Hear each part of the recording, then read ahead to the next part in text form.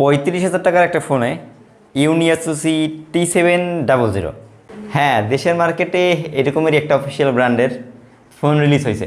This is Vivo Y500। বর্তমানে বাংলাদেশ মার্কেটে এই প্রাইস সেগমেন্টে আদার্স যেসব প্রসেসরগুলো থাকছে, MediaTek Helio G100 most popular processor, around 25, 30, 32, 35,000 টাকার ফোনে অনেক দেখছি আমরা। এক্সিনোস 1380, বিশেষ করে স্যামসাংয়ের ফোনগুলোতে A26, A35 এইগুলোতে ব্যবহার হয়েছে। আবার কলকম স্ন্যাপড্রাগন 6 জেনারেশন 1-এর প্রসেসরটাও কিন্তু বহুল প্রতীক্ষিত অ্যারাউন্ড এই বাজার সেগমেন্টে। মোটামুটি এই চারটা প্রসেসর প্রায় 28 থেকে 40,000 টাকার রেঞ্জের ফোনই বর্তমানে দেশের অফিসিয়াল মার্কেটে পাওয়া যাচ্ছে। এইগুলোর সাথে ইউনিএসওসির প্রসেসরটা আসলে কতটুকু কম্পেয়ার করা যায়? এক্সিনোস 1380 এটা ব্যবহার হয়েছে আপনার স্যামসাং A26, যেটা অফিসিয়াল মার্কেটে এখন 23,000 টাকার ভিতরে পাওয়া যায়। এইটার মোটামুটি সবচেয়ে বেস্ট পার্টটা হচ্ছে camera and image processing. Almost 200 মেগাপিক্সেলের ক্যামেরা সাপোর্ট করে, ভিডিও কালার গ্রেডিং, ছবির ডিটেল শার্পনেস এইগুলো আর কি বেটার থাকছে। আর মোটামুটি 4টা পাওয়ারফুল কোরটেক্স A78 আছে, ব্যাকগ্রাউন্ড আর কি একসাথে বেশ ভালো পরিমাণ কাজ মাল্টিটাস্কিং করা যায়। সেকেন্ডলি কোয়ালকম স্ন্যাপড্রাগন 6 জেনারেশন 1, এটা 4 ন্যানোমিটারের একটা প্রসেসর, সবচেয়ে ব্যাটারি এফিসিয়েন্ট হচ্ছে এটা। লং টাইম স্টেবিলিটি, আপনি একসাথে অনেকক্ষণ ফোন ব্যবহার করতে পারবেন, রেগুলার ছোটোখাটো কাজ, তবে এটাতে আপনারা হিউজ পরিমাণে গেমিং করতে পারবেন না। অ্যান্ড থার্ড নাম্বারে আসে ইউনিএসওসি T700। মোটামুটি এই চারটার ভিতরে এটাই হচ্ছে গিয়ে সবচেয়ে পাওয়ারফুল।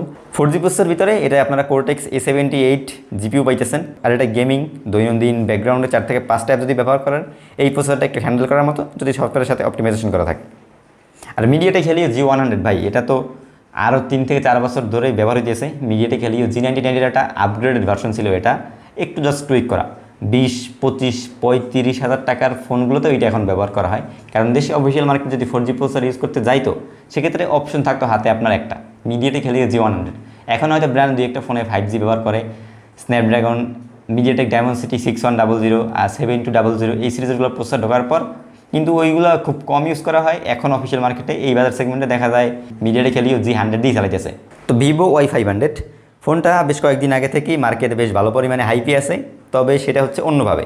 ইউনিএসওসি T7300 এই প্রসেসরটা নিয়ে আসায় তুমুল সমালোচনার শিকার হচ্ছে, বিশেষ করে বাংলাদেশের টেকনোলজিক্যাল কমিউনিটিতে। আর অফিসিয়াল ফোনে যে এরকম প্রসেসর দেয়, সেটা নিয়ে মূলত বেশি আমাদের টেক অনলাইন, ইউটিউব, ফেসবুক এইসব জায়গায় ঘাটাঘাটি হয়। একটা অফলাইনে যখন ফোন কিনতে যায়, তখন পাবলিক আর কি এত জিনিস বোঝে না।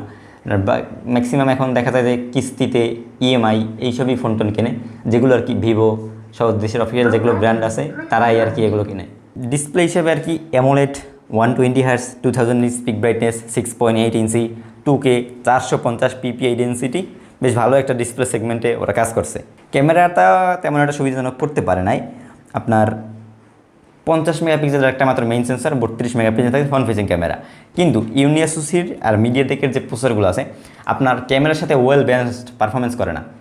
স্ন্যাপড্রাগনের সাথে যে কোনো ফোনের সফটওয়্যারের সাথে দেখবেন ক্যামেরার আইএসপিটা মোটামুটি ভালো, আপনি লং টাইম ইউজ করবেন, ক্যামেরা সফটওয়্যারটা ভালো পাবেন, আপডেট দিয়েও ঠিকঠাক করা যায়। কিন্তু মিডিয়াটেক অ্যান্ড ইউনিএসওসির প্রসেসরগুলো হচ্ছে এমন, আপনি 1 বছর 6 মাস একটা ফোন ব্যবহার করবেন, এরপর দেখবেন যে ক্যামেরা আস্তে আস্তে একটু শার্পনেস স্লো হয়ে যাইতেছে, ক্যামেরা অ্যাপস ল্যাগ করে, ইমেজ কোয়ালিটি, ডিটেলস, ওভারঅল আর কি দেখবেন ক্যামেরাটা অনেক ফ্ল্যাট হয়ে গেছে। জাস্ট আপনি ছবি তুলবেন, ওই রকমই একটা রেজাল্ট দেওয়ার চেষ্টা করবে। কোনো রকম ইমেজ প্রসেসিং বা একটু টুইক করে যে একটু দেই সফটওয়্যার অপটিমাইজেশন, এইগুলো আর কি কিছু থাকে না, যেটা আর কি ইউনিএসওসি প্রসেসরের সবচেয়ে বড় সমস্যা।